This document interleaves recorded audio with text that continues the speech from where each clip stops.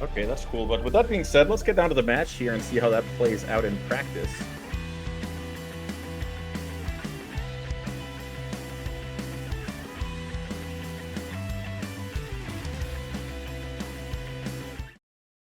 Qualification match. Welcome, everyone. The stage is set here. It looks like Nathan won the die roll. And what is he staring at here? Which 7 cards are we looking at from Nathan's POV? Yeah, not great. Only 2 spells. The Bowmaster's not the best against the Eldrazi deck, and I think Nathan wisely decides to turn in for what looks like a much better 6. Yeah, so the land spell ratio was bad, and the actual spells weren't that great either, so pretty easy mulligan. Whereas Caleb has a pretty good one with what looks like turn 1 Utopia Sprawl and into turn 2 Sowing Micah Spawn off of either one of these lands. Double land. Pretty powerful, and expect to see Emrakul the Promised End going under the Labyrinth, and possibly like a turn 3 World Breaker. For sure. There's something to be said here about Nathan's choice turn 1, because you can disrupt the Ugin's Labyrinth by thought seizing. Is that any consideration you're making in a spot like Nathan's? Yeah, I think it's definitely something you can consider. I think Nathan may be against the Eldrazi deck. You're considering that a lot of their spells are expensive, so you can hold back on the Thoughtseize, giving you more information and being able to take kind of their big payoff after they spend their turns ramping. Yep. Also, just I think if you curve Guide of Souls into Amped Raptor, you just put on a lot of pressure. And generally in Magic, I think it's better to put on pressure and then apply disruption rather than kind of disruption then pressure, because your pressure will kill people faster before they can recover from the disruption. That makes a ton of sense. I play a lot of Legacy, and it's kind of the same thing with a card like Wasteland, where Wastelanding on an empty board is not as exciting as Wastelanding with a Delver in play. So I guess the same logic applies here. Yeah, exactly. Days as well, for example, right? It's all those cards where you want to maintain the status quo for a little bit longer so that you can close out a game. Yep, for sure. And as predicted, Nathan did curve out the Amped Raptor and hit a Ragavan, immediately growing the Guide of Souls. I should have given that card a closer read. I feel like I could have won my previous match if I knew how many counters it actually put on the creature. Yeah, it's also nice here for if you're a Nathan fan, because being able to hit a 1-drop creature off of the Raptor means that Nathan can spend 1 energy to get 1 energy back, which is enough to grow the Guide of Souls here. Oh, definitely. More or less ideal run out for Nathan so far. It looks like his plan A is simply getting Caleb dead before we get to the mid to late game, where Caleb spells are going to be way better on average. Yeah, so if you're Caleb, though, you have the choice of playing the Micah Spawn or potentially this Kozilek's Command, is what it seems like he's decided on. Yeah, it kind of depends on the sense of urgency, I would imagine, how much wiggle room you think you have, and how defensive you're supposed to be, depending on if you play the Micah Spawn or the Kozilek's Command. Is he bridging into something with the spawns, or are those spawns mainly for blocking? Yeah, it could also just exile a creature and scry. I think in this spot you have a lot of, in your Caleb, you have a lot of gas already in your hand. Just want the extra mana. So getting rid of the guide, making a couple of blockers, make sure the Ragavan doesn't hit, most likely, and then having a spawn left around for later. That puts Caleb at, is that 7 mana next turn? Yeah, I think it is. Yeah, which is potentially enough for this World Breaker if it doesn't. It's definitely a good number. Yeah, one interesting thing is Ragavan, normally people are both playing kind of fair Magic or have spells that are similar amounts of mana. The Eldrazi deck, not that great to hit with Ragavan, because their spells tend to be more expensive but discounted by the fact that they have these lands that produce multiple mana. Or even hitting something like Utopia Sprawl is not really useful for Nathan. So in Caleb's spot, Ragavan is less scary than it would be for another deck. That is very true. The more similar your opponent's deck is, the better for Ragavan, most likely. Another great draw for Caleb. So multiple 7 drops to choose from here. Looks like the World Breaker is Caleb's 7-drop of choice.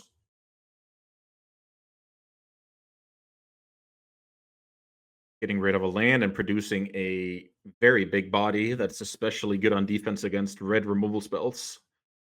Yeah, I mean that makes sense to me because that's the one Nathan knew about, and also it stops Nathan's current plans of attack. Whereas Devour getting rid of a permanent can be pretty useful, but there's not Yep, really anything that needs to be removed at this moment. that is true. Yeah, So you're kind of saving your, let's call it a leyline binding or vindicate effect, and you're having just as good as a defensive tool already. And in the case of something like Static Prison, you have your best card left in hand. So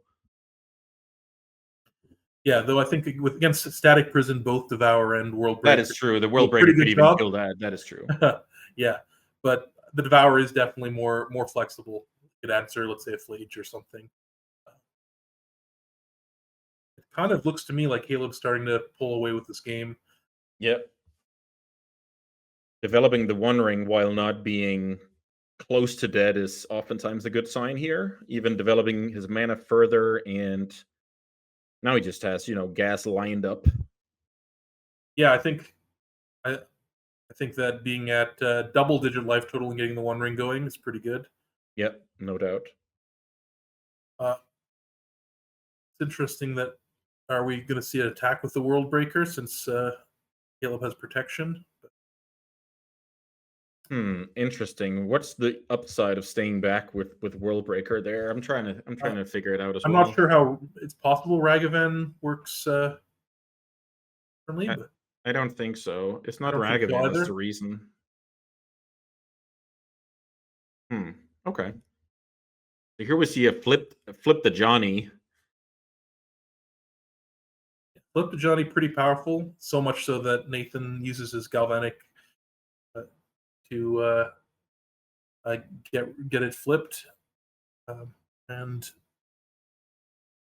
kind of off the races. Except there's this Devourer, and of course the One Ring can find Caleb even more answers.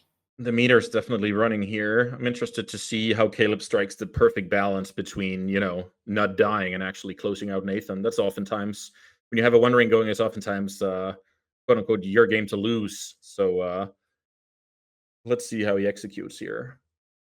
Emrakul the Promised End. So we have 4 types in the graveyard right now: 4 types in the sorcery, graveyard. Thank you very instant, much. creature, and land. So the Emrakul costs 9. It looks like Caleb can count to 9 on those lands, right? Yep, it does look like that. We'll see if that's the option he chooses, or if he goes with maybe a safer Devourer play. Did you play back when Emrakul was? Did you? I can't remember. Did you ever? What was that card called where you cheated Emrakul into play back in Standard? Oh, Aetherworks Marvel. Yeah, was that in that deck or was that only Ulamog? No, it played both but before Emrakul was banned. Right. Here's the Mindslaver, and Nathan has seen enough here. The writing's on the wall. So we go to sideboarding. Let's see how the two players can upgrade their 60 for the sideboarded games. I see some damping spheres here from Nathan's side. Those must be a shoe-in. Yeah, those definitely are gonna. I think are gonna come in. It cuts off a lot of the lands from Caleb, but not necessarily that good because they're kind of slow. Sometimes Caleb can already get the benefit from tapping for 2, and Yeah. and Nathan often wants to play multiple spells in a turn, so it's a little awkward compared to, let's say, against a deck like more traditional Tron deck, where Yep. really does kind of hammer in the coffin. That is true. The Eldrazi Tron decks are usually less.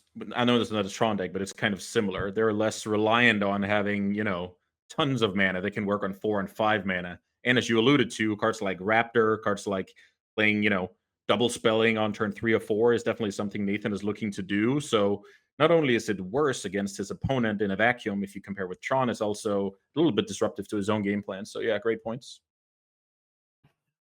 It looks like Nathan is deciding about this one copy of Wear or Tear. The pros for it: you can take out Utopia Sprawl and a Talisman.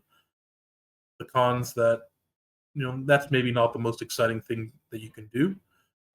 I do think there's some merit to it combined with the Damping Sphere plan. If you're really trying to attack Caleb's mana, Yep. And the wear tear makes a lot of sense to me. But if you're kind of just trying to put out a bunch of pressure, Thoughtseize their Caleb's thing, and finish him off, then it's understandable why Nathan wouldn't want it.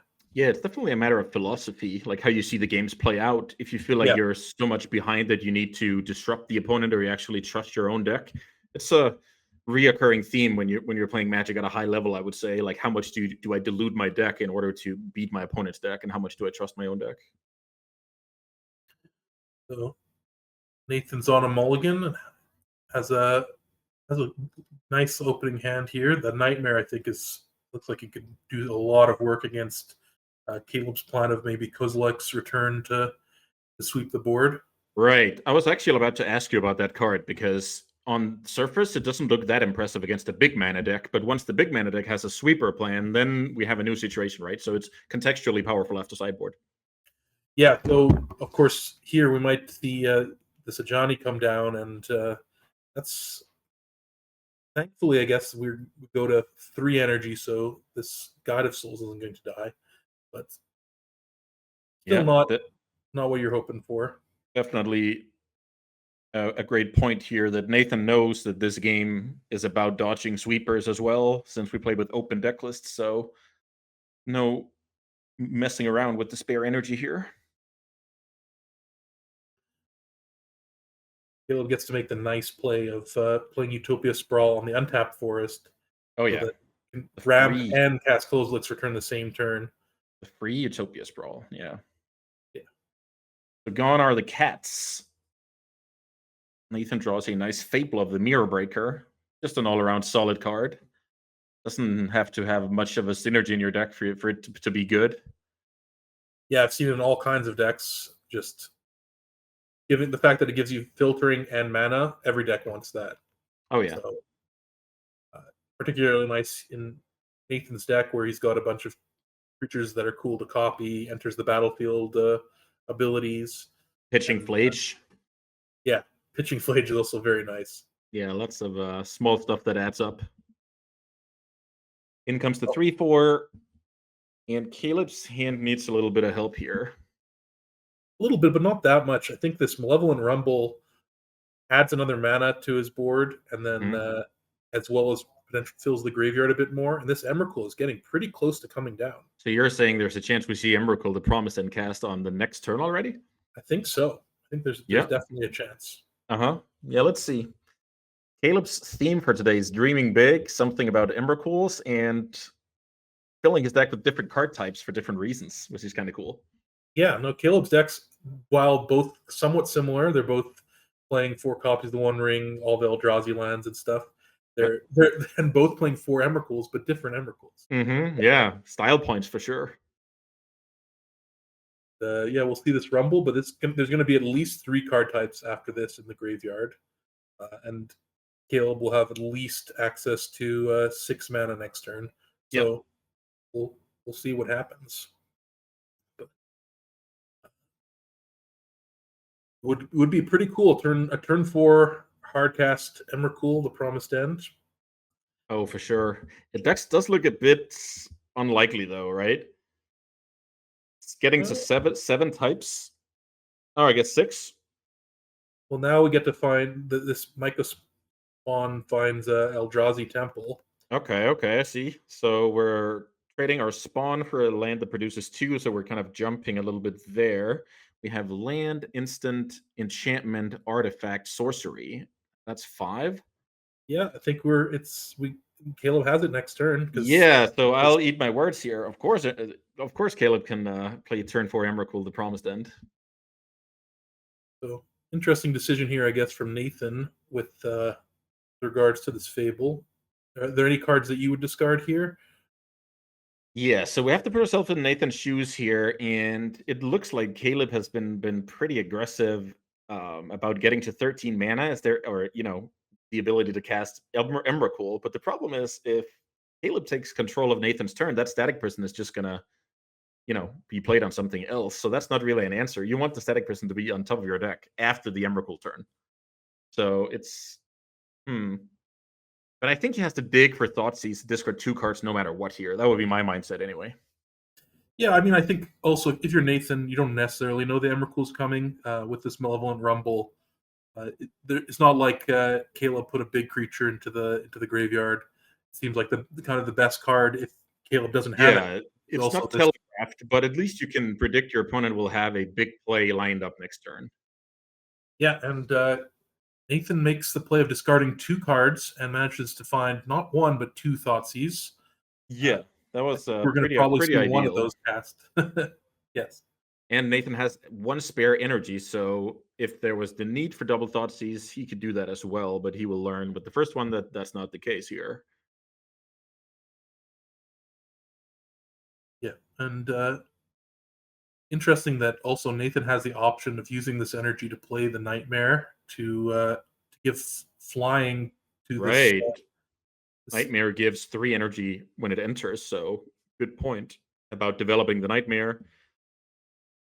Right, which puts puts Caleb dead next turn, actually, if without. Because now Nathan is going to fly in for 7. I learned my Guide of Souls math. Yeah, and also this would actually, if Nathan needed to fire this Thoughtseize, he would also have a treasure to do it. Very true. Very true. So lots of options here, and I think Nathan definitely tailored a good plan here. That's basically all you can do, and try and fade 1 draw stem and get there. Yeah, and ooh, that's a The good show draw will step. go on, Alex. Yeah. One ring is found off the top of the deck from Caleb's side. I'm pretty excited to see if Caleb can fire off a clutch Weather the Storm this game. That would actually be the cherry on top.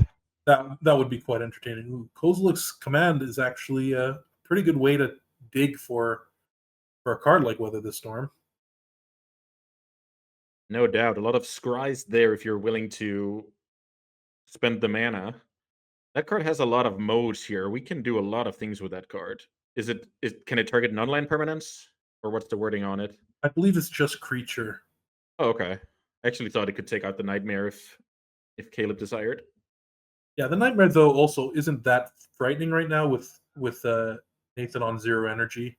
That's true. So when the Fable flips, you don't get it. You don't get an energy from Guide of Souls, right? I think you do. I think the Fable gets exiled and then comes back on the other side. Okay. I'm not completely certain. I would guess it was like Delver, but who knows? Let's see. Rule to heart. There's the Bowmasters. I actually wanted to ask about that during sideboarding, but I guess I have my answer now because Caleb, it's basically for once the ring protection is gone, then the Bowmaster can sometimes seal the deal against the One Ring. Yeah, it's we might see it on the next turn even, right? We're not going to see it here, even though also Kozilek's Command is probably going to draw a card. Nathan maybe forgetting about. Let's see. He's interested in getting a couple of energy here and maybe using the Nightmare this turn. Right. But developing the Bowmasters does give up some info. So now that Caleb he doesn't have to, it's not a guessing game anymore. Now it's face-up info. So he can weigh whether activating the ring is good or not. But he might not have, the luxury of not activating it. True. And this way, I guess Nathan does get to sacrifice the token to get back this Ajani, more energy, and then the Nightmare can get Ajani to get back, sacrifice the Ajani token to get back the Guide of Souls, and then a flip Ajani seems pretty nice. Yeah. Also, a lethal threat. Yes, for sure. So Nathan also knows about the sweepers. There isn't any, all this dust or something like that. I believe it's only the damage-based sweeper. So even getting an attack in here can put some creatures out of reach because of the Guide of Souls here. Let's see how he decides to play that one.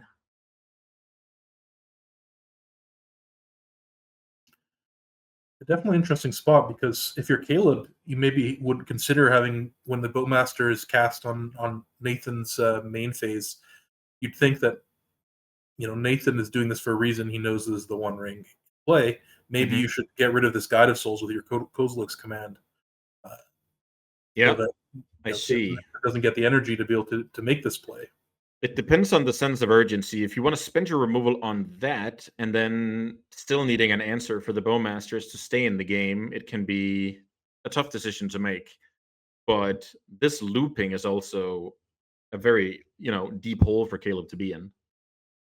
Yeah, it's I guess if you're on Caleb's side, you're rooting for another Emrakul, right? And hope that you can use Nathan's cards to deal with Nathan's cards. Yeah, it's always an interesting one when you don't really have that many creatures to block. And if Nathan, in the meantime, has grown those creatures, so I'm actually interested. I wish, I want Caleb to draw Emrakul actually and see what happens. I'm sure we're missing a ton of stuff that could happen. Either that or Weather the Storm. That would be another exciting one. Oh yeah, powering through the Bowmaster triggers. So here we see a pump of maybe both creatures. Yeah, I think both creatures. Nathan doesn't seem really starved on energy, so. So while this does not deal any damage right now, this is an investment in the future where Nathan is basically asking himself, how can I lose this game? And having his creatures in, let's say, double Kozilek's return range is actually a real thing in this situation. So he's trying to grow as many as possible out of that double sweeper range. Yeah, well, or Kozilek's Return has the backside, and Caleb does have this copy in the graveyard. So just any big Eldrazi would actually just blow up. That is the big one, because that is 5 damage to each creature, and now Nathan is sitting pretty with double 6 toughness. Exactly. Yeah. So it's going to take quite something for Caleb to get out of this one. Let's see. Down to 2 life here. What's it going to be?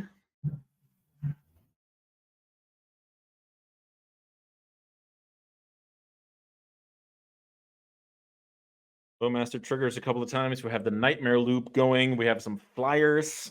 This is not looking good from the side of the Eldrazi deck. No, I think Caleb kind of has to just start using these Kozilek's commands to dig deep and get rid of. I guess the first one has to make tokens and try and find maybe, I guess, that Emrakul, or. How do you feel about this play, Alex? You use all your mana except 4. You try and hit another One Ring. That's step 1 with the first one. That's nice. You can even use all your mana and make, if you make the spawn, then you get to dig deeper into your deck to find the One Ring. Perfect. Yeah, definitely way better. So you basically invest all your mana, you get a lot of mana back, and you look as deep as possible for the second copy on One Ring, and then we kind of worry about what to do with the second one if we manage to get there. But first things first. Yeah, I guess the plan there is that because interesting. So Caleb went for my initial idea, but I'm not too convinced. I think I like yours better.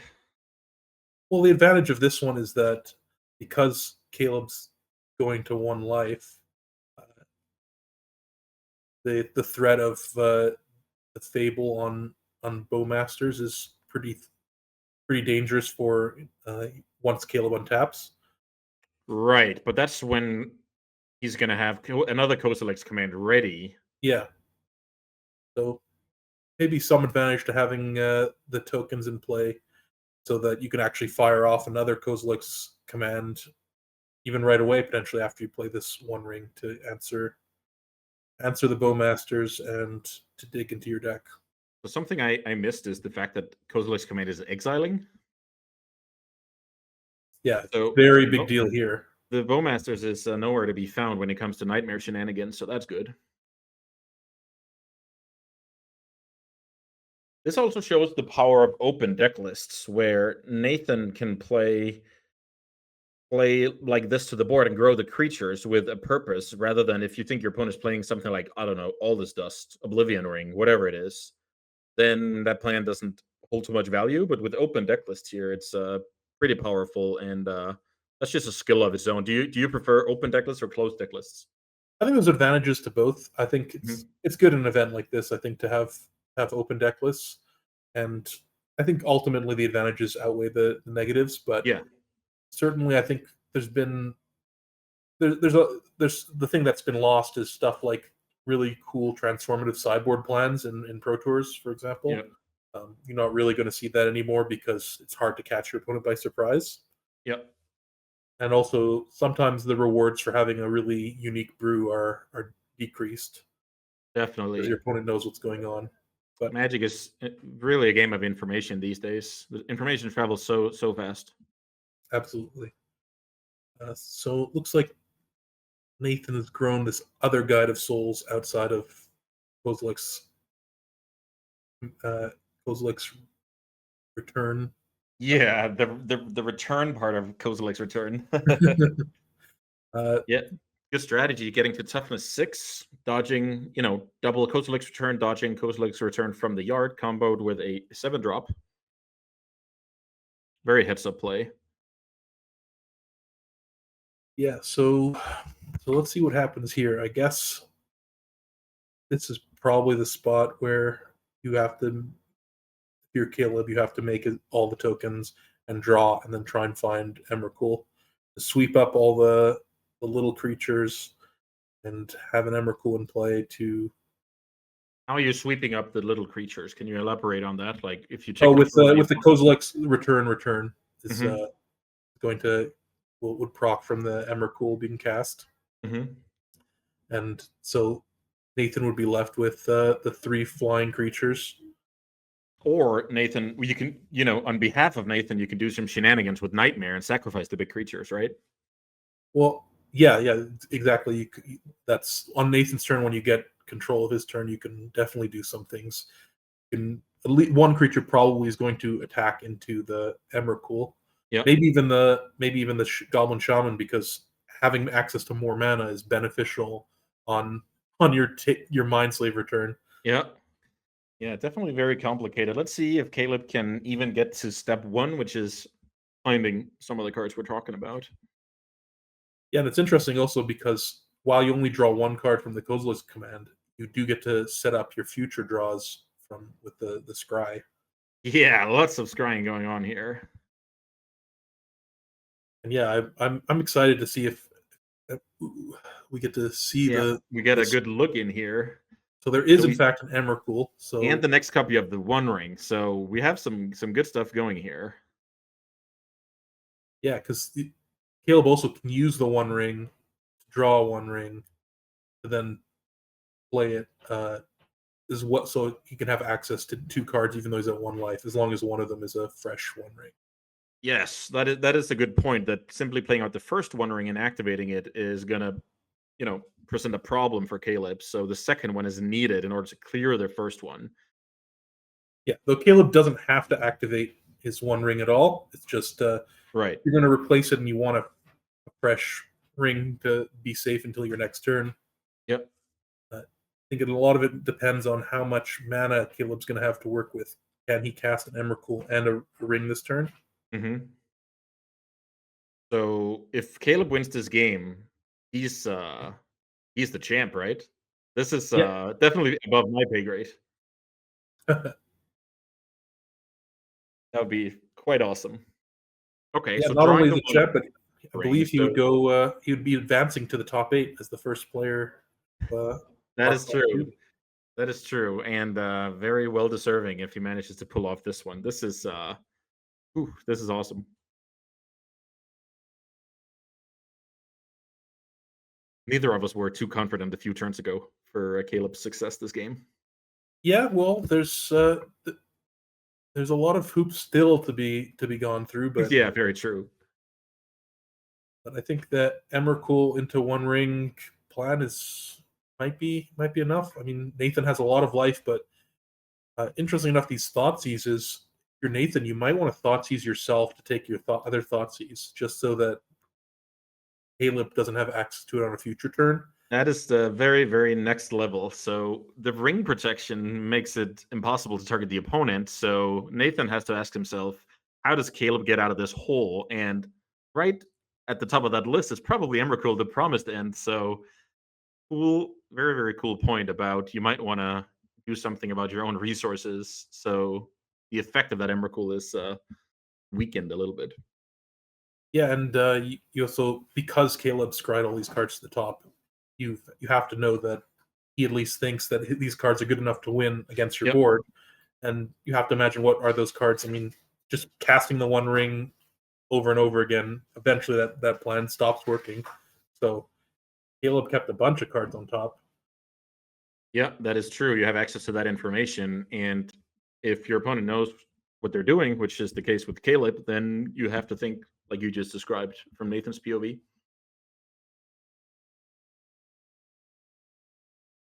So it looks like this strategy is still grow your board as much as possible so that the one Emrakul turn doesn't, you know, change the course of this game. Yeah, I think you want to have as many creatures that survive the Kozilek's return as possible. Mhm. And with 3 guides on the board with plenty of energy to go around, you can grow 3 more creatures. Yeah, and also it makes sense also to grow the creatures that are actual pieces of cardboard, as it were, uh, because if those ones stay in play, then there's no targets in the graveyard for the nightmare to Mhm. pop off with, which makes So things a little bit more difficult for Caleb. yeah, So, so you gotta have to you kinda have to take the reverse, logic because the opponent is gonna do, you know, eh, suboptimal game actions on behalf of you, so that's why you wanna limit those. It's a pretty yeah, it's cool very game here. interesting. Did you ever play with or against Mindslaver in Constructed, or only the Emrakul? I when I just started playing Magic, there was a deck that played Mindslaver and Constructed. Yeah. It was a mono blue Tron deck, and then also I guess in what before Modern there was a format called Extended, and in that there's also a Tron deck which was also blue Tron and had Academy Ruins Mindslaver as Right. the primary win condition. The lock. Yeah. Yeah, I enjoy that type of card. Yeah, it just adds a layer to the game.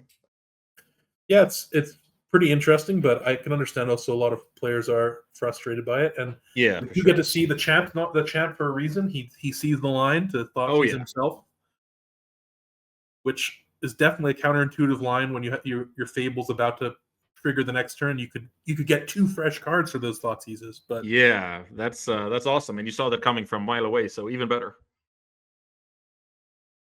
Here's the One Ring activation we talked about, and you alluded to the fact that Caleb kept a bunch of cards on top, at least like a small handful. So Caleb has cards that he thinks gives him a chance to win this game, and I'm all for it. Let's see. yeah, the next one I believe is a Devourer, which is probably Caleb's way of answering a Johnny. Hmm. Here comes Emrakul, triggering the Kozilek return from the yard, but both players have been aware of that for ages. So Nathan has done his best to kind of prevent at least the maximum effect of that card. So how does Emrakul work here? We take control of the opponent's next turn, and then they get back the turn. Is that how it works? Yeah, they basically they get an extra turn, but their extra turn is the one that you control. Hmm. So you get the first turn, they get the next turn, and that's the thing I wonder here. This Ajani is kind of frightening because Nathan is going to get a turn with it. I'm not sure how Caleb plans to answer it on Nathan's turn. Really, That is definitely a good point. So another benefit of thought seizing yourself here is that Caleb gets fewer cards to fable away and look deeper for answers. yeah, absolutely. This fetch land is interesting because you get to, if you're Caleb, you get to see exactly how Nathan sideboarded Hmm. by seeing his Was whole deck. Caleb supposed to find a surveil land here, hope to hit a creature to get the nightmare going? It's definitely possible. I think the other option, of course, is uh, Caleb does get to have Nathan attack with one creature or even multiple creatures if he wants, but Yeah, right. one So creature there is can a get way to get swapped. one creature into the yard regardless.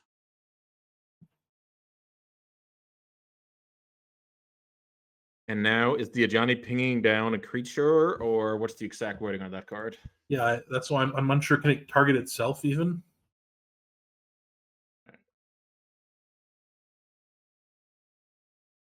It can. Right. Okay, this is pretty spicy from Caleb. I think his plan is to return a Johnny to play, and then to be able to exile it with his Kozilek's command while it's still a creature, so that it's an exile and Nathan cannot Get rid of it return for it. good, so it doesn't come back on future turns via the Nightmare. Yeah, though Nathan also can't actually do damage because of the one ring here. So Yep. And here's the throwing the card under the bus. You can even exhaust some energy from Nathan here, thanks to Emrakul's 13/13 stats. yeah, definitely makes sense to me. One interesting thing, though, that we also saw here was that Nathan didn't sacrifice his treasure before Caleb got control of his turn, Okay. which may be a slight misstep because Caleb gets that option to sacrifice it himself on anyway. So Yep. just giving him I the agree. option. That is true. That's just Something like I think called PV's rule, where you want to assume your opponent's going to make the right choice if you give them the choice. Yeah, exactly. An extra mana to play around with. No reason for that. So let's see if Caleb sacrifices that treasure. Yeah, well, the play I'm expecting to see maybe probably 2 activations of the Nightmare. So Maybe can 3 you activations. take it a step further? What's the 1-2-3 punch here? Well, I imagine these big creatures are probably going to go, but it's interesting because you are giving a bunch of Guide of Souls triggers, so kind of Nathan has the option to rebuild relatively quickly, but for Caleb, I guess you're going to try and use this Kozilek's command to dig for another Kozilek's return to wipe the board. Yeah, so you're saying it's better that Nathan gets a ton of energy than Nathan gets Yeah, and it seems like Caleb actually let Nathan have his own turn and kept him the treasure. So he decided to be a gentleman's agreement that I was neither of about them to would leave the say treasure. it could be a gentleman's like if somebody F6 you pass back the turn. Could be courtesy here. Caleb is a nice guy. So worth noting is we still have the protection from the ring because it hasn't been our turn yet, right? Right. So pretty important. Also important is Nathan's at 36. That's a lot of life to work with. Often Emrakul was strong because you took over a turn and then you kind of could kill your opponent a couple swings. Here it's looking like it's going to be 3 attacks and maybe even 4 if Nathan starts gaining some more life with this engine he has going. Ooh, and we get to see the rarely seen mode on Kozilek's command, perhaps, of exiling graveyards. This sounds spicy. I think it's very reasonable that it's part of Caleb's plan. Definitely. It looks like we are trying to get rid of the goblin token and exiling a couple of cards from Nathan's yard. Pretty cool. There's so many weird little things going on. Like I'm not sure if with the Nightmare, can you overpay energy? Can you return creatures with is it energy less than or That is a good question because some mechanics in Magic, like crew or whatever, you can kind of overpay. So yeah. Seems like we have the Nightmare showing up on screen and you have to pay exactly X. So, but those are all weird things that normally don't come up, right? But they do come up when you're controlling your opponent's turn and trying to make them do the worst play possible. yeah, it's pretty cool that we got to witness this. So here comes Devourer of Destiny on the stack. A nice little cast trigger here, as the Eldrazi like to have attached to them.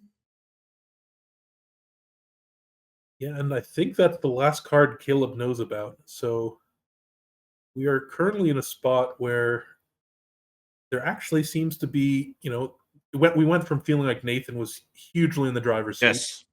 to Caleb being hugely in the driver's seat to now looks like Nathan's about to possibly.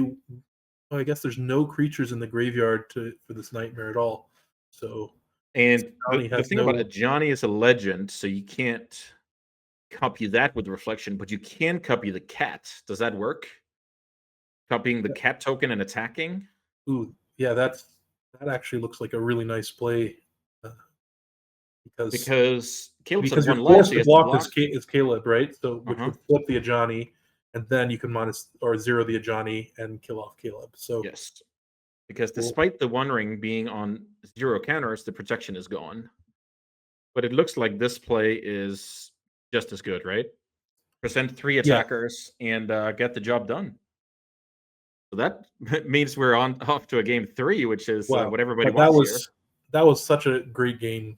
Yeah, it was like let's not understate that. That was just amazing display from Caleb. That game, let's say I was playing that, it would have been over 10 minutes ago, but Caleb really gave Nathan a run for his money here. And Well, and great plays for Nathan too. I mean, he so many things that yeah, did to make the creatures to understand what he was playing against, right? That Caleb's plan was to return with an Emrakul, so to grow his creatures to 6 toughness and to Thoughtseize himself, things like yep, that. yes, you're definitely right. Both players had a great understanding of how in Caleb's case, how he would come back into the game, and from Nathan's perspective, how his opponent would come back into that game if it was possible at all. And both players really executed here. That's magic of the highest caliber. So with Caleb on the play here, Devour Trigger looks like good mana development. It's usually pretty strong when you have, good mana development, and then the Myco Spawn is kind of your bridge into the actual top end. Yeah, I mean has Rumble into Myco Spawn, pretty nice. And Myco Spawn is just I remember back in the day we had what was called the sad robot in Solemn Simulacrum. Oh yeah. Uh, and the Myco Spawn, he doesn't draw you a card when it dies, but it doesn't have to resolve, and it can find any land and untapped. Oh yeah, for sure. Pretty powerful. Not to mention, of course, when you get to pay the kicker and start doing some land destruction nonsense. Yeah, it reminds me of Reap, and so the good old, I believe it was a Mirrodin or Darksteel sorcery you actually used in your Tron deck back in the day. Yeah, it is Reap and Sow, except it doesn't have to resolve, and it also has a 3/3 body attachment. Yeah, That's an slightly better. Eldrazi, so as well, being an Eldrazi is a big benefit too. Oh yeah. You can cast it off of Temple. So here's a Raptor, a little bit of gambling here. It looks like Flage is a revealed card. Nathan is able to cast that Flage if he's willing to spend all his energy. I guess you target the spawn here and don't care too much about the life gain. Yeah, well, because Caleb on his turn decided to use this Kozilek command, getting rid of the Guide of Souls and making a spawn. Yep. Rather than scry 1, draw a card, you basically are trading off the Flage 3 damage for Caleb's drawing a card with scry 1. And because Caleb chose that, you should have the knowledge that spawn's pretty important. So it's definitely very context dependent. If it seems important for my opponent, it's probably also as important for me to counteract it. So great point, and something that's applicable in a ton of formats and a ton of matchups. Yeah, I think, for instance, if that was a token from Malevolent Rumble, maybe Nathan decides that 3 damage to the face is more valuable. Yeah, there's definitely some tiebreaker somewhere, and maybe the open info of Caleb actively choosing that mode is exactly the tiebreaker here. But it's very interesting in the small margins anyway. Yeah, so now Nathan's in an interesting spot. He's got this other Flage which could answer this like a spawn, but doesn't really solve the bigger issue, which is that Caleb gonna have a lot of mana next turn. We know that there's a Devourer of Destiny that he can cast, as well as maybe Nathan even knows that as well from pregame action. That's true. Yes. So I'm actually pretty sure it was revealed pre-game. So Nathan knows at least a Devourer is coming his way.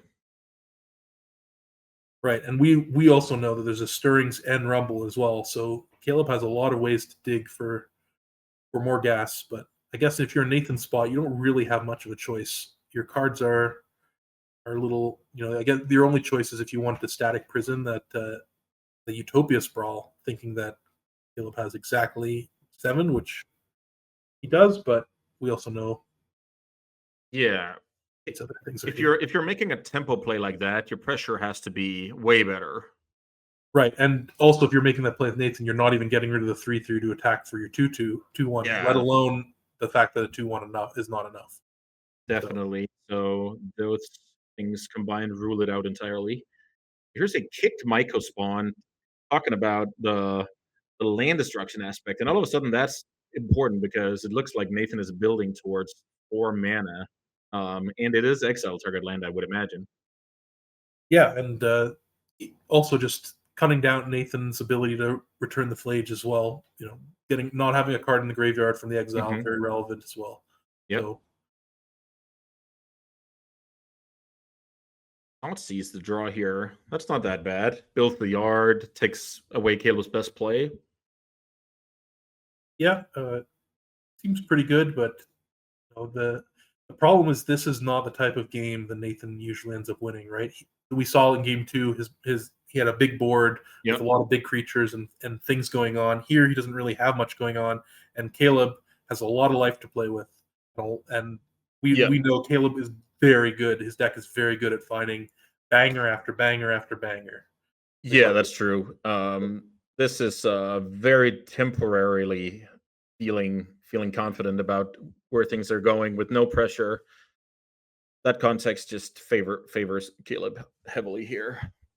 Yeah, I mean, I think, right? I mean, Nathan's follow-up play is what to Nightmare to turn this Raptor into Flage, to partly just to get the Raptor in the graveyard to return Flage next turn, and then also just to kill off you're basically trading your 2/1 for your opponent's 3/3, which usually is a good exchange.